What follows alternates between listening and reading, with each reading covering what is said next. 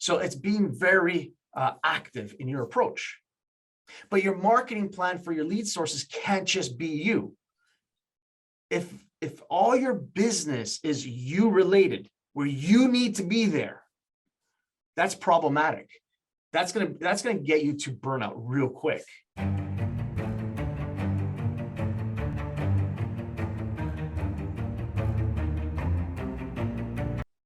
Today we're going to be talking about business planning, right? And your business plan for 2022. My question to you is, why do we actually need a business plan? Like, can't we just wing it throughout the year? Right? I'm curious. I mean, like, when you do the business plan, you know, this time we always have it coming up every year. We do it around this time of the year, but do you ever go back to it? Like in 2021, when we did the business plan this time last year, 2020, did you go into the business plan after you completely did it? Like after you completed it, put it in a drawer, did you look at it afterwards? I'm getting crickets here. I'm going to say a big no on this one. So then why do we need a business plan? Why is it important to have a business plan? So I wrote down here, number one, a business plan gives you direction and purpose, right? That's what a business plan is there for. It's to give you direction and to give you purpose. The second thing I wrote down is it outlines the how, right? Like, here's my goal. I want to sell 50 homes this year. Just because you said it doesn't mean you're going to do it. But what a business plan does, it actually outlines, hey, this is how it's going to happen. We're going to get X amount of business from this lead source. We're going to get Y number of business from that lead source. We get this much from that. So you're going to have a breakdown of where the business is coming from. So it gives you the how, right? It's really easy to throw a number and say, hey, listen, this is what I want. But it's a lot harder not having a plan and trying to go after it. So that's what it does with the business plan. And then the last thing I wrote down here, number 3, on why we need a business plan, is it can be used as motivation for yourself, just to help you push you. When you have those days that you're thinking to yourself, hey, I don't want to make my calls. Hey, I don't want to follow up on those leads. Hey, no, I'm good this week. I don't need to do anything. I'm going to just go to the beach. Right? So it helps you in staying on track and motivating yourself, right? And that's what I wrote. So basically, the business plan is simply a working document, and it's a roadmap to your success. That's why we have a business plan. It's simply a working document that's a roadmap to your success. So the second question I asked is, how detailed should you be with your business plan? Like, do we really need all the information that Tom asked us to do? Did you ever look at the business plan? It's in depth. Like, he talks about your SWOT report. Like, there's so much information in there. Do we really need to fill it all out? Really, the answer is yeah. See, what I found was the agents that had the greatest detail, that took the time to actually write out all the questions, answer all the questions, took the time to really think about it and not just give a 2-word answer or 3-word answer, really took the time on this. I found those agents were the ones hitting their goals. They're the ones completing and saying, hey, you know what? I hit my goal. So I'm going to say yes. Make sure you get as detailed as possible. Really have this embedded in you. Have that burning desire inside you and come out and put it on the piece of paper, right? And then the last question I wrote down is, what needs to be in the business plan? Like, what are the things you need to know? Well, we need to know, first of all, your motivation. Like, that's going to be key. And Tom talks about, he calls it the foundations. The second thing you need to know is your KPIs, your key production indicators, right? And when we look at that, we look at, you know, the transactions that you did and where did the business come from? Like, having a clear understanding. Hey, in 2021, I did X amount of deals. I did 30 deals. And those 30 deals, where did they come from? How did you generate that business, right? Then we want to know is like our ratios. If I go on 10 listing appointments, how many listings am I getting? If I get, 20 buyer leads, online leads, of those 20, how many are actually going to work with me? So it's understanding your numbers, and that's key, right? Then it's breaking down your lead sources and having a simple marketing plan so that those lead sources continuously bring in the business. And they need to bring in the business both passively and actively. You know that it's real important that we have a balance.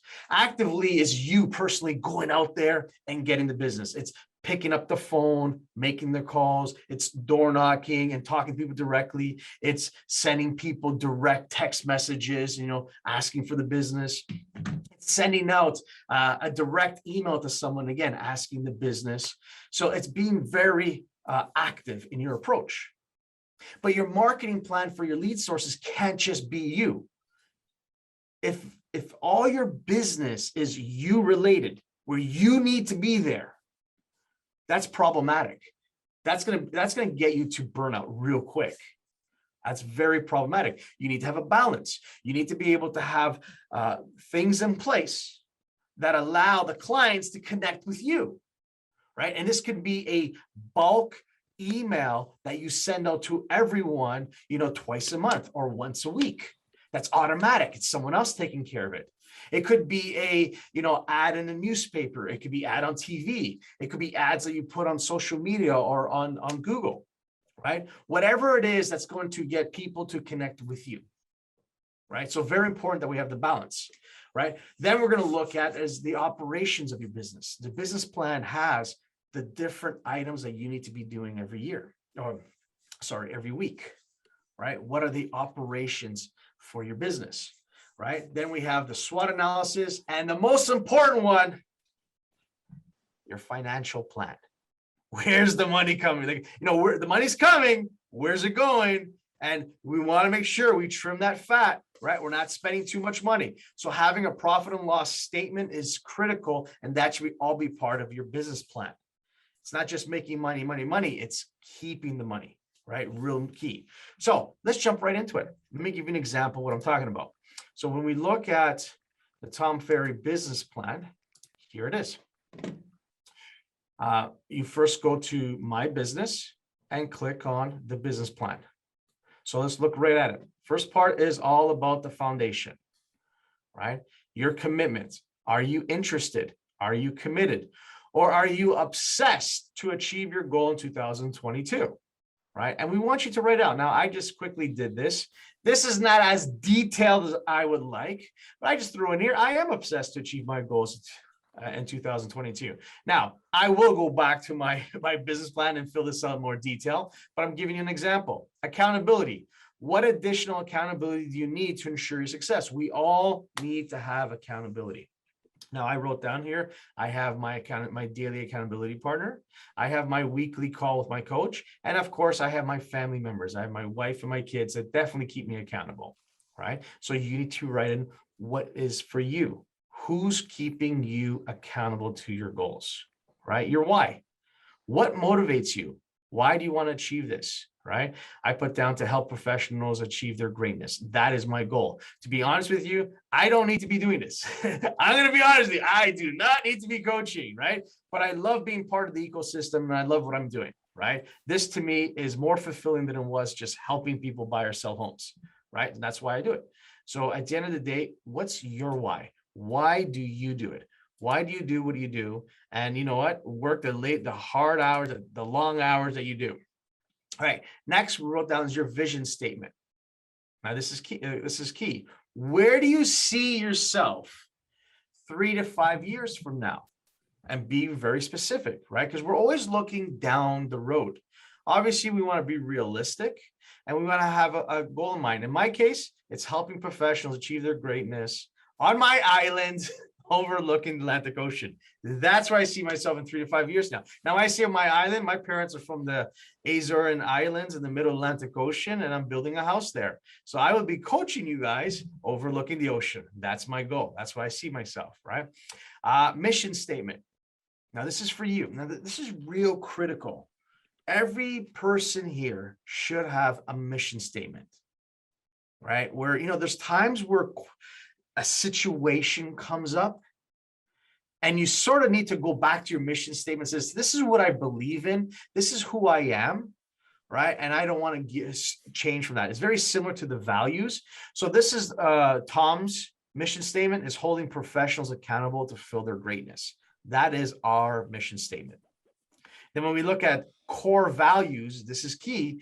You want to have core values for you and your team, right? Deliver value, embrace innovation, build and maintain trust, execute with relentless discipline, and strive for greatness. Again, this is Tom Ferry's core values that all the coaches, we actually have poker chips with them on them. That's what we have. We have the core values here. All right. Next, we're going to go into your numbers. Okay. One of the critical parts of the business plan is having an understanding of where did your business come from. So you want to come in here and put all the information. As you can see here, it says past clients and current clients. Great. Referrals from past clients, referrals from, this is Sphere, people that you know, friends, family, neighbors, and referrals from Sphere. These four, in my opinion, I call this your PC COI database. This will be the core, right? And let's pretend, I'm gonna just fill it in. We put in a couple of deals in here, right? Throw them in, whatever it is. So what I got here, I got 4, I got 7, 10, 12 deals. Got 12 deals out of our Sphere. Fantastic, right?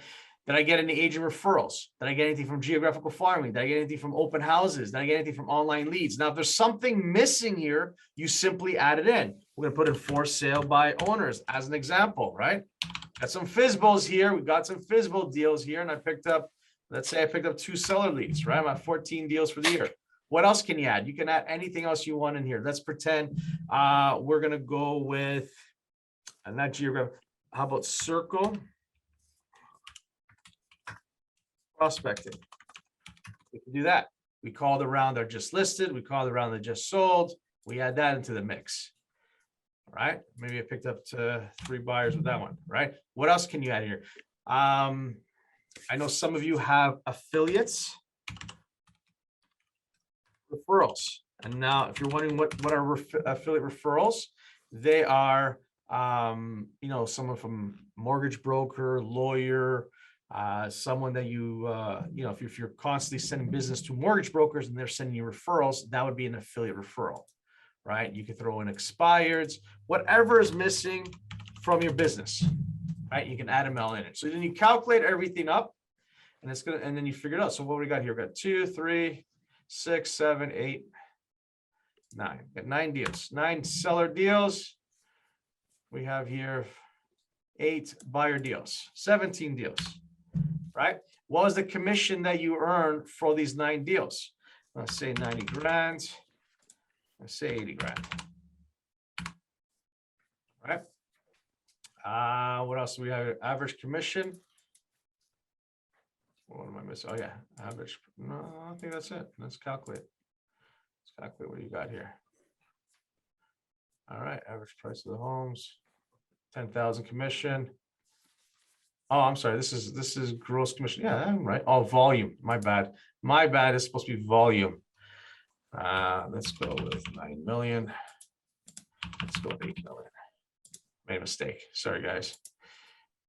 All right. There you go.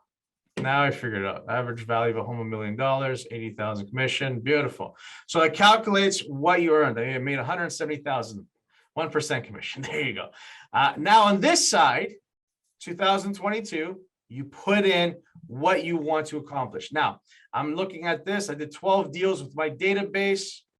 We know as a measuring stick, if you want to write this down, when it comes to your past clients, center influence database, you should be getting 10%. That should be the goal. So if I have 150 people that I personally know, past clients, friends, family, neighbors, I should be getting 15 deals. That would be my goal. Right? If I have a geographical farm, okay, write this measuring stick down, geographical farm.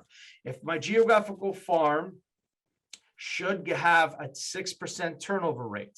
So if I have 1,000 homes in my geo farm, 6% turnover rate means 60 transactions. Excellent. Out of those 60 transactions, your first year in your geo farm, you should get 10% of the business. So 10% of 60 is obviously 6 deals. Your second year of working the geo farm, we are looking to get you to 20% of the business. So instead of 6 deals, it should obviously be 12 deals. Depends where you're at, if you follow the plan. Okay. Another measuring stick that you may want to use is for online leads. Okay. Online leads. Now, online leads are Google searches, websites. It's anything, realtor.ca, realtor.com, Zillow, that kind of stuff, where people are actually doing searches. Your measuring stick is 2 to 3%. So if I get 100 leads that come in, I should be doing 2 to 3 deals from those 100 leads. Social media, on the other hand, is only 1%. What's social media? Social media would be if you're doing anything on Instagram, Facebook, LinkedIn, Twitter, that kind of thing. Any sort of marketing on that, it's usually 1%. So every 100 leads is 1 deal. And for every open house, there's an open house. If you're doing open houses, it's 1-to-1 relationship. Okay. So you should get every open house, you should be getting another deal, either a buyer or seller transaction. Right. That is the goal. So you figured it out. You put that in here into your numbers. Right. So I'm going to say that I have 150 people that I know. So if that's the case, I'm going to say seller wise, I'm going to do all under 1. Just makes my life easier. I'm going to say 8 and 7. There's my 15 deals. I'm my geographical farm. I aim for 3 and 3. There's my 6 deals. Open houses. I'm going to try and do some open houses here. I'm going to aim for 3 and 2 there. Okay. Anything else? Oh yeah. Circle prospecting, my favorite. Great. All right. So here's my numbers. I set my goals. I got my 4 lead sources. I got here 16 deals that are going to be seller deals. Right. And then I'm going to have, 15 that's going to be buyer deals. Danny. Yeah. When you say circle prospecting is your favorite, what would be the percentage about? Do you know? It varies person to person. It really does. It's not something that I can say, hey, you should be getting this, you should be getting that, right? It all depends. It's all about conversations. So if I'm talking to 2 people per hour versus 10 people per hour, that makes a massive difference, right? I don't have it. You need to know your KPIs in that case. Okay. Okay. All right. So we're doing 6. So I'm doing 31 deals for the year. Actually, let me even this up. I want to do a fit 30 deals. I'll do 30 deals this year.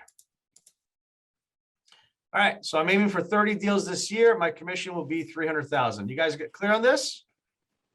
Yes? No? I'm not getting very much love here. Yes. Yes. Yes. Yeah, all good. All good. All right. Now you break this down according to what you want to accomplish first, second, third quarter, right? Take the 10, whatever your goal is, and break it down. You know what time, what part of the year you're busier than others. So put it all in here. These KPIs are very important as well. Again, your own numbers, percentage of listings that result in listings taken. So if I go 50%, for every 2 listing appointments I go on, I get 1 listing. Perfect. Percentage of listings taken that close. Wow. If I take the listing, everything's selling. Everything is selling, right? Buyer consultations, might be 50% as well. And then here, conversations per close. Now we average 40, but if you've been keeping track of your numbers, you will know how many conversations you have to a transaction. You will know this, right? And this may be something where it might be more like 60 conversations per close, right? How many conversations do you do in 1 hour? If I average 5, I save that up. There you go. Now, again, so I messed up here. hours. We're not going to work 50 weeks in the year. That's crazy. We're like 40. I'm taking a lot of time off, 12 weeks off. Right? So now it calculates for you what you need to achieve. Right? So that is the first 2 pages of the business plan. If you guys have some time today, jump into it, start working on that. On our call tomorrow, I'll jump into a really cool one, which is the marketing plan. So I'll give you some examples of what a marketing plan should look like, right? And we'll take it from there. Does anyone have any questions, concerns, hallucinations? All good?